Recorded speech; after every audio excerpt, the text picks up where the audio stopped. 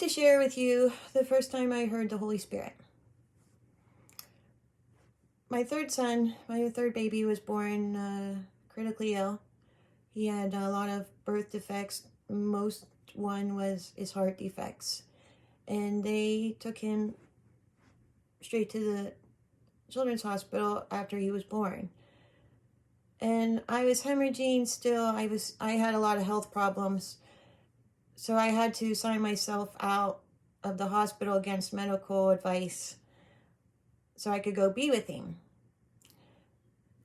So every day I would have to stay at the Ronald McDonald House because there was no room for me to sleep with my baby in NICU. And also the nurses would kick me out because they became like my sisters and they were worried about me and my health. So every morning I would walk back to the Ronald McDonald House and I'd sit there with my baby, and the doctors would come in, and they would tell me all this stuff that was wrong with him that day. And it got to a point where I swore that they were just making stuff up just to hurt my feelings. It was just so bad. It was just so bad. And so Friday morning came along, and my baby was a week old, and the doctor told me that my baby's organs were shutting down. And they didn't think he was going to make it through the weekend. And that maybe I should call my family because I was alone the whole time. And they thought that maybe I should call my family to, say their goodbyes. And I thought, for one thing, I don't want those people here. And then I thought,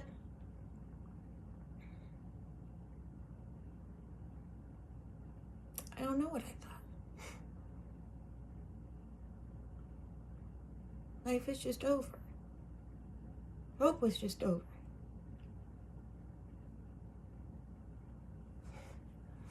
So I couldn't say anything to him. I always put my head down. I couldn't look him in the eye ever. And all I could say was, you can go to hell. Get out of here. Get out of here. You giving up on my baby?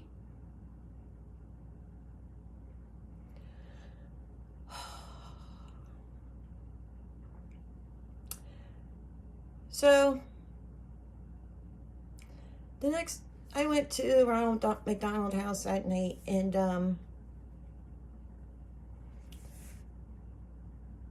I went to bed, and I laid there. I didn't sleep. I always just laid there. I laid there until it was 4 a.m. and I knew I could get up and get ready to go back to be with Sam. And I fell asleep, which was so crazy because I hadn't slept. And I was woken up in my private room by, I don't know if it was a man or a woman, but I had my eyes closed, but I could feel somebody come down, kind of like somebody, just gentle. And the person whispered in my ear, if you want him to stay, you have to ask him to stay. But if you don't, it's okay too. And I jumped up.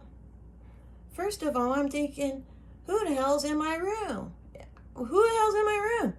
And I turn on the light by the bed, and there's nobody in there. There was somebody in my ear talking to me. I felt it. I heard it. I knew I was sick. I knew I was still hemorrhaging. I knew I was in really bad shape. But I knew there was somebody in my room. So I get up as quickly as I possibly can, and I swing open the door, and I look down the hallways. Nobody. It's pitch black. Everybody's still in bed.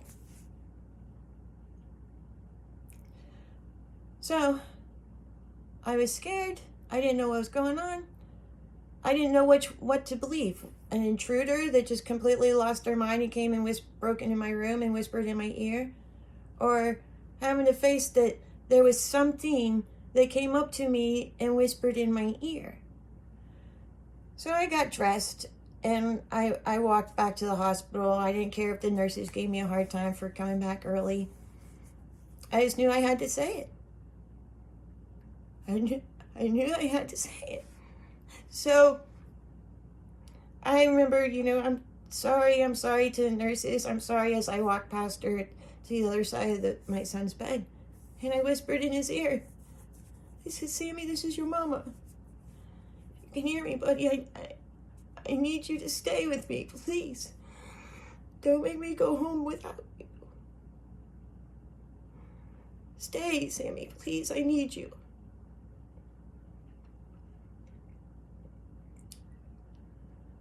So, I pacified myself as thinking, you're real sick. You're real sick, and maybe you are losing your mind. You're not eating, you're not sleeping, and you're bleeding. So, I just spent the rest of the day like I had been, just sitting there, staring at my baby. And, the next morning, I get up, and it's doomsday. It's doomsday morning, I know. If he's still not good, I have to call that family of mine, and I have to say to buy my baby. So, the doctors came in like they usually do.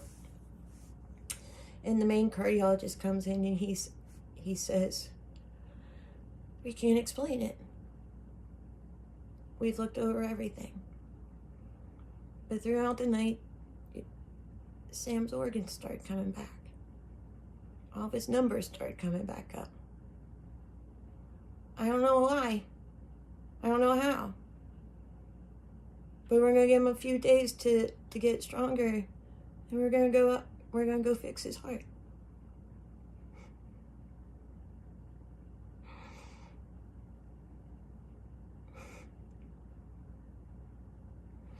In hindsight,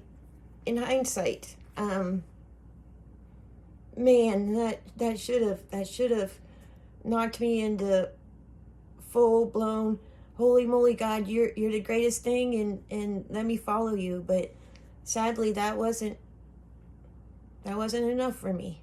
It took me many more years.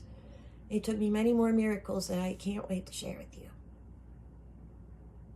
Thank you.